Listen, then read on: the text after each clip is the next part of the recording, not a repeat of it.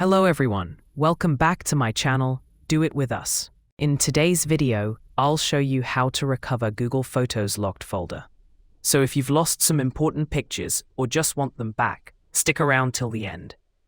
First and foremost, you need to connect your mobile phone to your PC using a data cable. This is important because the recovery software works through your computer.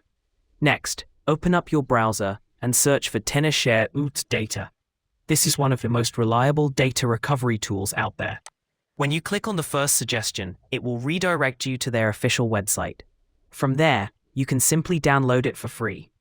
One of the great things about Oots Data is that it previews your backup before restoring, and it can also recover lost or deleted photos, videos, contacts, messages, and more. But if you'd like an alternative, you can also try Wondershare Recover It. Just search for Wondershare Data Recovery in your browser. This is also a free software that you can install on your PC. It helps you recover files from hard drives, SD cards, USB sticks, and other drives.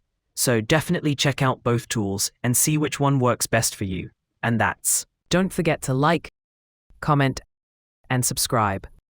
Thanks for watching, and I will see you in another video.